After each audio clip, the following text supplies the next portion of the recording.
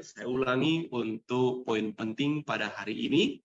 Tuhan mengajak kita untuk boleh dipenuhi dengan Roh Kudus, agar kita boleh menggunakan kata-kata rohani dalam percakapan, dalam artian saling menguatkan, meneguhkan. Bisa saja kita bisa menyanyi, meneguhkan orang lain. Kemudian yang ketiga, nyanyikanlah pujian kepada Tuhan. Nyanyian pujian bisa dari sikap kita dalam pergaulan kita, ya, tetapi dalam konteks ini di dalam ibadah kepada Tuhan. Kemudian mengucap syukur senantiasa atas segala sesuatu, termasuk seks, ya. Tetapi kita mengucap syukur untuk kebesaran Tuhan yang nyata dalam hidup kita, itu menjadi bagian daripada penyembahan. Kasih dalam Tuhan, tidak terasa kita tiba di pembahasan hari Kamis, dan untuk itu ada satu pelajaran tambahan yang menarik sehubungan dengan bagaimana kita boleh diajak untuk hidup bijaksana, dan tentunya ada ajakan Tuhan yang boleh kita lihat pada bagian ini tuh. Baik, ayat intinya, karena itu perhatikanlah dengan saksama bagaimana kamu hidup. Janganlah seperti orang bebal, tetapi seperti orang arif, dan pergunakanlah waktu yang ada, karena hari-hari ini adalah jahat. Sebab itu janganlah kamu bodoh, tetapi usahakanlah supaya kamu mengerti kehendak Tuhan. Baik, sejelas yang boleh saya bagikan beberapa hari yang kita sudah pelajari, hari Minggu dan hari Senin, ya, mengajak kita untuk menjalani hidup bijaksana. Yang pertama, hidup meneladani Allah, hidup dalam kasih, hidup kudus, hidup bersyukur, hidup tidak terkontaminasi, hidup sebagai anak-anak terang. Kemudian hari Selasa, didasarkan pada ayat 11-14, ada peringatan Tuhan. Jalanilah hidup yang memuliakan Allah sebagai anak-anak terang. Kemudian yang kedua, tidak menjalani hidup yang tidak bermoral secara seksual, yang mana tindakan itu menentang Allah. Kemudian hari kemarin, kita sudah mempelajari ayat 15-17 hari Rabu. Ajakan Tuhan yang pertama, perhatikanlah dengan saksama bagaimana kamu hidup, menjadi inti dari pelajaran sekolah sahabat kita, ayat inti dari pelajaran sekolah sahabat kita pekan ini. Jadilah bijaksana, menjadilah arif. Kemudian yang ketiga, pergunakanlah waktu yang ada, karena hari-hari ini adalah jahat. Dan yang terakhir adalah usahakanlah supaya kamu mengerti kehendak Tuhan. Sebentar, sebelum saya lanjut, Bro Dede, apakah suara saya terbata-bata ya?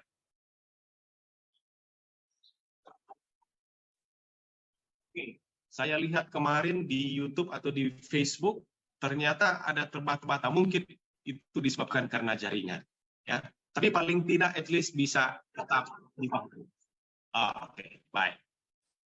Kemudian untuk penekanan hari ini yang terdapat atau terambil dari ayat 18-20, di mana ada ajakan Tuhan yang kedua, bagian yang terakhir, di mana Paulus memberikan nasihat kepada jemaat Efesus untuk boleh mengalami kehadiran dan kuasa Roh yang akhirnya itu boleh menjadi kunci untuk kemenangan. Baik, mari kita lihat ayat 18-20. Di judul pelajaran sekolah sahabat itu disebutkan judulnya adalah ibadah yang dipenuhi oleh Roh Kudus. Nah, mari kita lihat dulu ayatnya ya. Saya ingin bacakan kepada kita semua. Dan janganlah kamu mabuk oleh anggur, karena anggur menimbulkan hawa nafsu.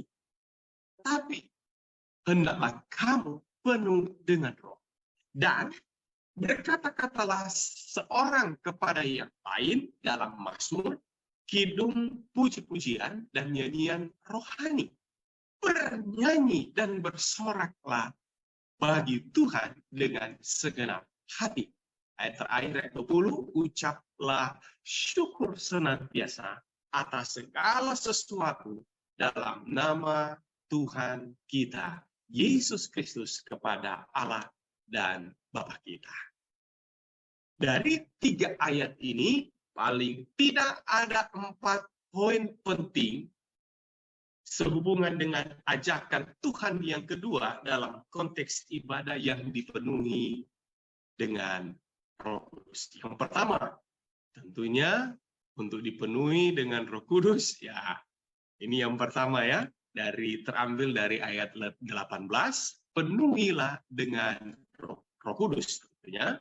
Kemudian yang kedua, gunakanlah kata-kata rohani itu di dalam percakapan. Kemudian yang ketiga, naikkan atau nyanyikanlah pujian bagi Tuhan dengan segenap hati. Kemudian yang keempat, mengucap syukurlah senantiasa atas segala sesuatu dalam nama Tuhan. Saya pikir 4 ide ini yang akan menjadi kajian kita untuk hari ini. Mari kita lihat satu persatu. Baik, kata frase ajakan Tuhan penuhilah dengan roh ini, tentunya yang terdapat di dalam ayat 18, dia katakan tetapi. Berarti kata tetapi ini adalah lawan dari yang seharusnya, ya kan? Seharusnya hendaklah kamu penuh dengan roh. Kata ini muncul memberikan 2 pengertian. Pengertian yang pertama, Paulus sedang berbicara mengenai kondisi Efesus. Seperti apa kondisi ini? Ajakan sekaligus larangan ini dibuat sama halnya seperti dengan perbuatan-perbuatan gelap, kegelapan lainnya yang muncul di ayat-ayat sebelumnya, yang mana itu lazim di masyarakat Efesus. Apa itu? Larangan yang sama, yaitu percabulan atau sundal, kecemaran, berbuat cemar, keserakan, berbuat serakah, dan perkataan kotor, perkataan yang senonoh, perkataan yang omong kosong, ya, yang hampa. Sama halnya dengan konteks ayat ini disebutkan janganlah kamu mabuk. Nah, saudara boleh lihat ini sebetulnya adalah merupakan satu kesatuan. Kalau kita lihat, janganlah kamu mabuk oleh anggur. Mengapa? Karena anggur menimbulkan hawa nafsu. Ya, oke, kita lihat secara detail. Jadi mabuk oleh anggur. Paulus menggunakan daftar yang komprehensif tentang dosa-dosa seksual.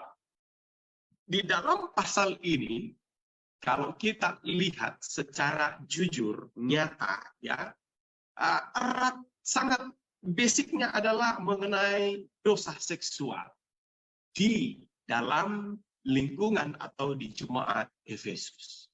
Dan kalau kita amati untuk pelajaran kita Sabat pekan depan, atau kata lain ayat 31 sampai 30-an dari pasal yang sama, pasal 5, maka ada ajakan di sana bagaimana suami istri untuk memiliki kasih yang mesra satu dengan yang lain. Jadi konteksnya adalah konteks rumah tangga sebetulnya. Ya, oke. Jadi isunya tentang seks, tentang dosa seks. Dan apa itu? Disebutkan bahwa ada percabulan, ya, sebuah kata yang luas untuk menggambarkan dosa seks, kemudian seksual. Kemudian ada kecemaran, kata lain yang lebih luas untuk perilaku moral yang kotor, terutama di dalam pengertian seksual. Kemudian kekotoran yang memiliki gagasan yang sama dengan kenajisan. Dan kemudian canda kasar, kotor, ya, yang memiliki gagasan tentang humor seksual yang tidak pantas dan tidak murni. Itulah yang disinggung beberapa hari sebelumnya. Jadi ini dalam frame atau dalam konteks berbicara tentang dosa seksual. Nah, mari kita lihat. Paulus melarang kemabukan, ya, itu bisa saja dikutip dari Amsal 23 ayat 31. Ini saya kutip dari buku pelajaran sekolah sahabat kita yang menyebutkan bahwa menunjukkan bahwa dia memikirkan perintah larangan terhadap penggunaan alkohol seperti yang terlihat dalam literatur kebijaksanaan, dan Alkitab melarang untuk meneguk anggur yang kemudian membuat mabuk, yang dicatat di dalam Amsal 20 ayat 1, Amsal 23 ayat 29 sampai ayat 30,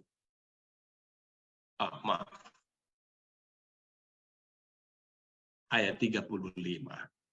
Nah, jadi saudara, mengapa ini dilarang? Karena hal-hal jahat itu muncul atau timbul saat mabuk, termasuk kata-kata kasar, eksplisit secara seksual, kecerobohan, amoritas, dan juga penyembahan berhala.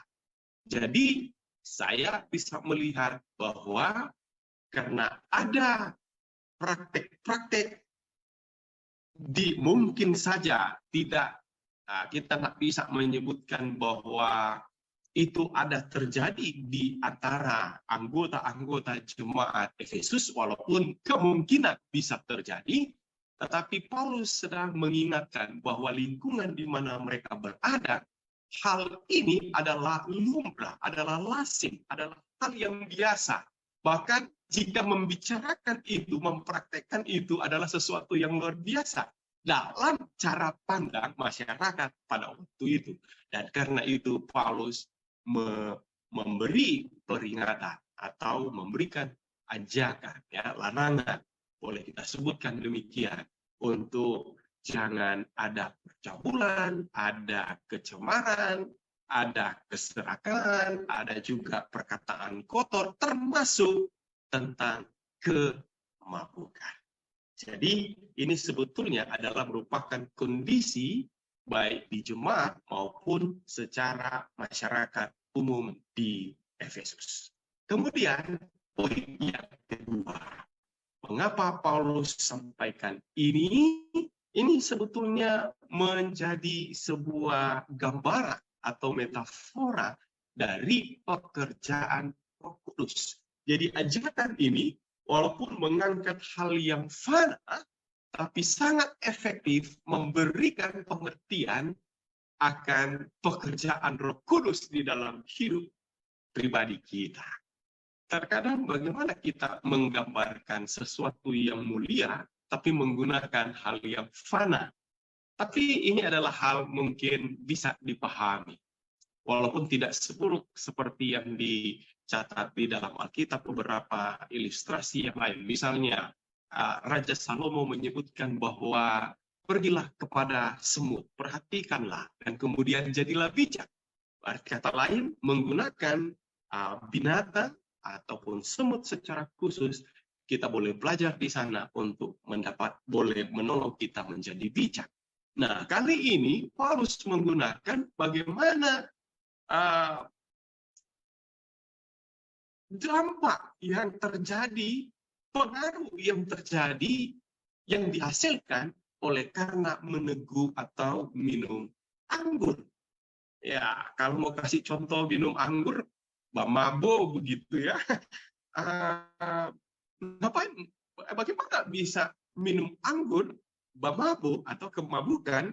Ini bisa menggambarkan tentang cara kerja atau dampak daripada Roh Kudus. Bagaimana menggunakan hal yang fana untuk menjelaskan hal yang mulia. Tapi perhatikan saudara yang berikut ini.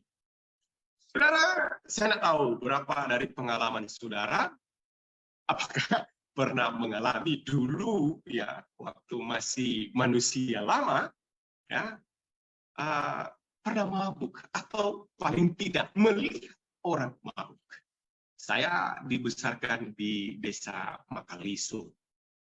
Makalisung dulu adalah ya karena mami saya dari sana, dan Makalisung itu luar biasa. Luar biasanya adalah hampir boleh saya sebutkan 70-80% adalah anggota gereja Masehi Advent hari ke-7. Ya. Tapi waktu itu Makalisung adalah merupakan salah satu desa yang ada di wilayah Kecamatan Kauditan, tapi sekarang sudah Kemah ya. Dulu masih lebih luas. Tahukah saudara, ini cukup tidak enak ya, tapi itu adalah fakta bahwa rating tingkat kejahatan paling tinggi di Kecamatan Kauditan itu datang dari kampung kami. Dan itu adalah sesuatu yang di mana pembunuhan ya, saling baku tikam ya, membunuh, kemudian mabuk dan yang lainnya. Saudara, saya waktu kecil saya tinggal dengan opa dan oma dan dibesarkan di kampung ini, jadi saya tahu. Terkadang tiba-tiba dengar, oh itu ada yang meninggal, oh itu dibunuh, ditusuk. Wah, mudah sekali. Tapi tentunya saya boleh klarifikasi di sini bahwa itu tidak dilakukan oleh anggota-anggota gereja. Ya, oke, baik. Bapak Ibu Saudara yang terkasih, saya memandang, menemukan, ya, menyaksikan bagaimana orang-orang mabuk itu. Jadi, saudara coba lihat bagaimana cara dia jalan. Tentunya dia akan jalan sempoyongan. Bagaimana dia berbicara? Ngawur, saudara. Apa yang muncul itu dia ungkapkan. Dan benar, disebutkan kata-kata kotor itu keluar dari sana. Jika kita mendekat, saudara perhatikan bagaimana dia merespon. Saya catat God, ya. God ini bukan God, ya, untuk mendapatkan atau telah dapat, tapi telah menemukan, telah mendapatkan dalam bahasa Inggris. Tetapi God ini adalah selokan. Saudara bisa bayangkan dia mabuk karena terhuyung-huyung, dia jatuh ke sana, dia tidak sakit. Beda dengan orang yang waras, yang sadar, ketika jatuh, langsung menjerit kesakitan. Tetapi orang mabuk sudah jatuh ke sana, sudah berdarah, biasa aja dia, saudara. Dan yang lucunya, dalam lelucon masyarakat Minahasa, ya, terkadang, ngapain kamu di situ? Kemudian dia katakan, kenapa? Emangnya, ya mungkin kurang etis ya. Emangnya ini godnya kamu, selokannya kamu. Kata lain, ya dia ada di situ dan ya dia rasa nyaman untuk keberadaannya, ya kan? Oke, saudara bisa lihat itu semua terjadi karena dikuasai, di bawah kendali roh, di bawah kendali anggur. Bisa saja dia tidak sadar atau secara sadar, karena dia sadar juga ketika merespon, dia panggil nama, walaupun ngelantur atau bicaranya ngawur. Ya, dia menyapa orang juga dengan kasar. Saudara perhatikan, dia berada di bawah pengendalian daripada minuman yang saya yakin ketika ini dipakai oleh Paulus untuk mau menasihati, mengajak mereka, hendaklah kamu penuh dengan Roh Kudus. Orang Efesus langsung paham, mengerti. Dan tentunya dengan kita untuk mengerti bahwa jika kita berada di bawah pengendalian Roh Kudus, ya, maka secara otomatis, saya tidak bilang bahwa tidak sadar, ya, tentunya harus dengan kesadaran bahwa ucapan kita, perkataan kita, perbuatan kita, sapaan kita, itu akan menunjukkan bahwa pribadi kita dipenuhi dengan Roh Kudus. Kita berada di bawah kendali Roh Kudus. Itulah sebabnya kita harus memohon agar kiranya Roh Kudus boleh datang bertata di dalam hati kita, menguasai hati kita. Jadi apa yang kita lakukan, kita hasilkan bukanlah sebuah rekayasa atau modifikasi. Itu adalah hasil pekerjaan Roh Kudus dalam diri kita. Bahkan saudara, itu akan menjadi sebuah gaya hidup. Nah, ketika Paulus menyebutkan bahwa janganlah kamu mabuk oleh anggur, tetapi hendaklah kamu penuh dengan Roh Kudus. Dua hal yang kita dapatkan, penuhilah dengan Roh Kudus, itu tentang mabuk adalah merupakan kondisi masyarakat Efesus, dan yang kedua itu boleh menggambarkan metafora atau gambaran tentang kerjaan. Oke, baik. Kemudian poin yang kedua, gunakanlah kata-kata rohani dalam percakapan. Saudara perhatikan, dan berkata-katalah seorang kepada yang lain. Kalau berkata-kata seorang kepada yang lain, ya ini ada dalam percakapan. Tapi yang agak sulit untuk saya coba pahami dari kemarin, namun saya pikir ini clue-nya, bagaimana mungkin berkata-kata dengan seorang dengan yang lain dalam, nah ini dia yang sulit, dalam mazmur, kidung, puji-pujian, dan nyanyian rohani. Kalau kita lihat ini, frase yang terakhir ini lebih kepada konteks ibadah, di mana ada bermazmur, ada pujian, ada nyanyian rohani. Tetapi ini untuk membagikan kepada saudara beberapa terjemahan, tentunya saya ambil dari bahasa Indonesia saja. Bahasa Melayu disebut, Alkitab bahasa Melayu disebutkan, gunakanlah kata-kata daripada mazmur, nyanyian, puji-pujian, dan lagu rohani dalam percakapan kamu. Kemudian, ayat atau Alkitab yang terbuka, berbicaralah satu sama lain dalam mazmur, kidung pujian, dan nyanyian rohani. Mirip dengan terjemahan baru. Kemudian, versi mudah dibaca, saling mendoronglah dengan mazmur, kidung, dan lagu-lagu rohani.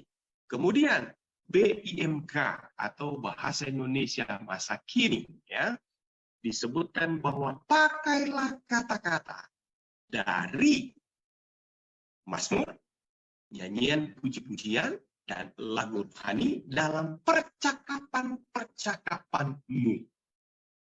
Kemudian yang terakhir dari terjemahan sederhana Indonesia, dengan saling menguatkan lewat lagu-lagu pujian bagi Allah, baik lagu dari kitab Mazmur, firman Allah, maupun lagu rohani yang lain. Saya bisa merangkumkan di sini bahwa di dalam percakapan, mari kita gunakan kata-kata yang rohani.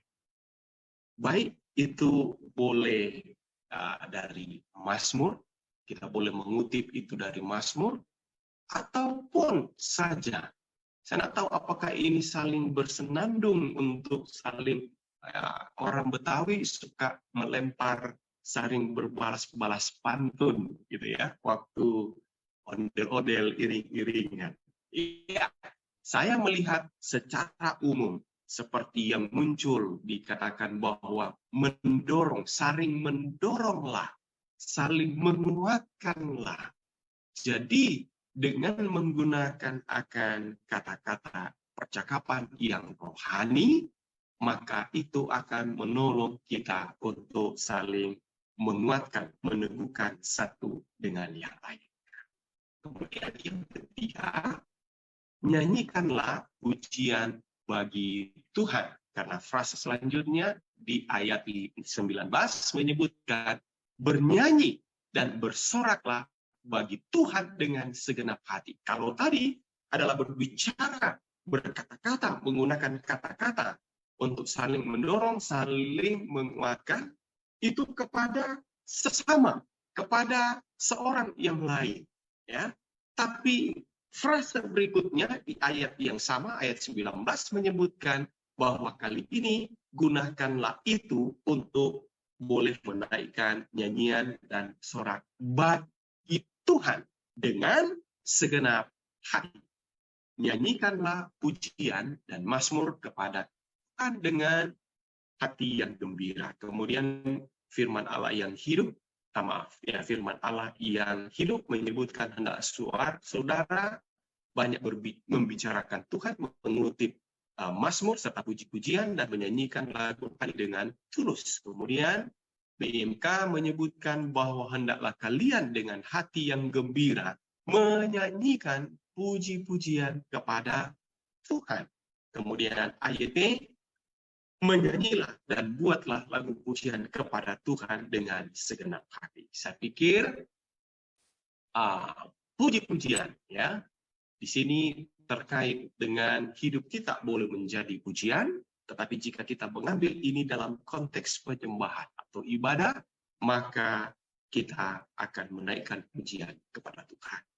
Baik, sebelum saya lupa, saya kembali, saudara, ya, oleh karena kita telah dipenuhi oleh, maka yang dihadirkan berikutnya, kita akan menggunakan kata-kata yang menguatkan, mendorong satu dengan yang lain. Kata-kata yang rohani. Kemudian yang berikutnya, maka kita akan selalu, bibir kita, ucapan kita akan selalu bernafaskan pujian kepada Tuhan. Baik di dalam konteks penyembahan, baik di dalam konteks penyembahan ataupun dalam kehidupan sehari-hari, maka selalu bernafaskan pujian. Saudara bisa bayangkan kalau dalam satu komunitas yang selalu kemudian mengucapkan kata-kata yang menguatkan, meneguhkan, kata-kata yang lembut, ya, kata-kata Alkitab, ya, yang menguatkan, wah, itu sangat indah dan itu akan membuat sebuah perbedaan, dan itulah yang dimaksudkan di beberapa hari yang lalu tentang bagaimana kita menjadi anak-anak. Oke, kemudian di bagian yang terakhir disebutkan tentang mengucap syukurlah senantiasa atas segala sesuatu dalam nama Tuhan. Ayatnya adalah ucaplah syukur senantiasa atas segala sesuatu dalam Tuhan kita, Yesus Kristus, kepada Allah dan Bapa. Ada yang saya lihat sedikit menjadi tambahan, tidak dari pelajaran sekolah sahabat kita, karena pelajaran sekolah sahabat kita ini lebih menggiring kepada ini konteksnya di dalam penyembahan atau ibadah. Nah, tetapi saya mendapatkan teks ini, saya setuju juga dengan hal ini, bahwa jika kita memahami Efesus pasal 5 sedang berbicara mengenai konteks seksual yang disampaikan, dipraktekkan, bahkan diperbincangkan secara vulgar yang tidak sehat, ya. Saudara tahu mungkin istilah Victor atau pikiran kotor, pikiran kotor, ya. Asosiasi kita langsung ke sana. Tapi gantinya untuk hal itu, ini komentar disebutkan, sebetulnya mari kita syukuri bahwa seks itu, segala sesuatu dalam konteks ini adalah seksual, maka sambil mengoreksi kebiasaan buruk, tentunya ini adalah juga memberikan penguatan, ajakan penguatan, ya, bahwa hal yang tabu tadi kalau kita di masyarakat timur untuk bicara seks tabu, ya, tapi untuk di masyarakat Yunani khususnya kota Efesus itu vulgar, ya, biasa saja, bahkan sesuatu gitu untuk membicarakan hal ini. Nah, ini terbalik. Jika kita tabu mereka sesuatu, maka Tuhan mau mengajarkan kita bahwa justru seks ini adalah sesuatu yang patut untuk kita syukuri. Ya, itu bukanlah hal-hal yang rendahan, ya, bukan hanya sekedar untuk pleasure, tetapi itu ada sesuatu mengapa Tuhan memberikan seks. Itu adalah sakramen. Itu juga adalah sebuah komunikasi. Walaupun memang Alkitab juga menyebutkan bahwa itu adalah pemberian untuk memberikan kenikmatan. Tetapi yang patut untuk disyukuri bahwa dengan seks, mengapa dilarang untuk seks di luar nikah? Karena Tuhan mau mengajarkan melalui seks itu, masing-masing meninggalkan, suami, istri meninggalkan orang tua mereka dan menjadi satu. Mereka menjadi satu daging dalam pengertian dalam konteks ini. Artinya bahwa itu akan menolong pasangan itu untuk lebih teguh dieratkan di dalam kasih mereka. Jadi sebetulnya itu adalah hal positif dan itu harus disyukuri. Tetapi dalam konteks untuk pelajaran sekolah sahabat itu erat dengan penyembahan. Dan apalagi ada kata-kata yang muncul sebelum ayat 20 yang tadi ada dimunculkan tentang bermazmur, kidung, pujian, dan nyanyian. Itu boleh memberikan satu bukti bahwa itu adalah konteks penyembahan. Itulah.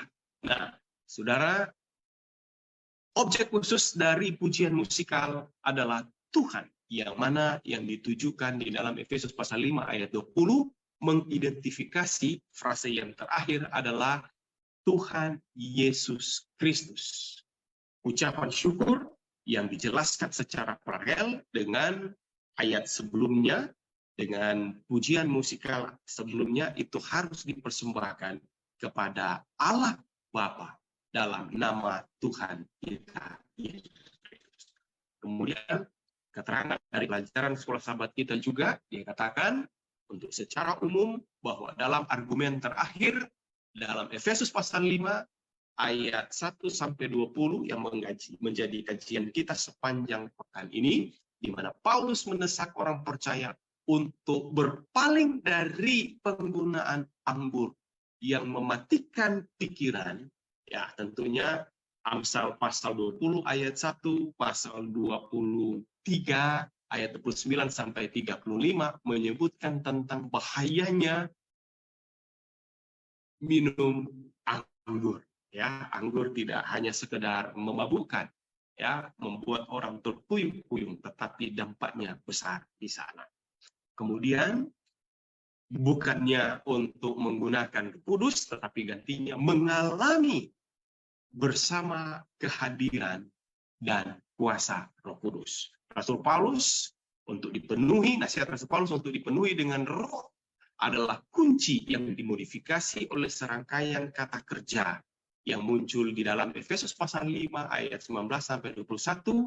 Ada berbicara, bernyanyi, membuat melodi atau membuat lagu pujian, ya, mengucap syukur dan menyerahkan diri. Paulus di sini menerapkan nasihat untuk penuh dengan Roh secara bersama-sama membayangkan orang-orang percaya berkumpul dalam penyembahan Allah yang diilhami Kudus yang memupuk akan persatuan.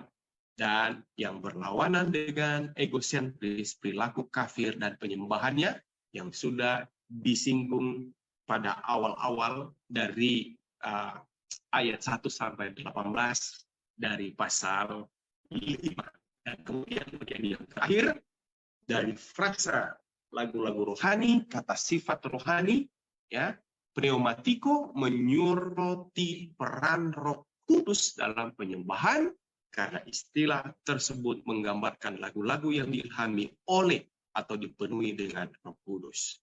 Jadi, saudara, kita bisa melihat bahwa disinilah luar biasa Roh Kudus yang boleh memenuhi hati pikiran kita. Ingat-ingat orang mabuk, saudara, ya, mabuk, bahwa bagaimana pengaruh kuasa dari dampak daripada minum alkohol itu luar biasa membuat orang bisa dikendalikan. Sama halnya dengan Roh Kudus yang boleh mengendalikan kita, itu akan berdampak dalam hidup kita sehari-hari dan juga tentunya di dalam ibadah kita kepada Tuhan. Baik, saya ulangi untuk poin penting pada hari ini.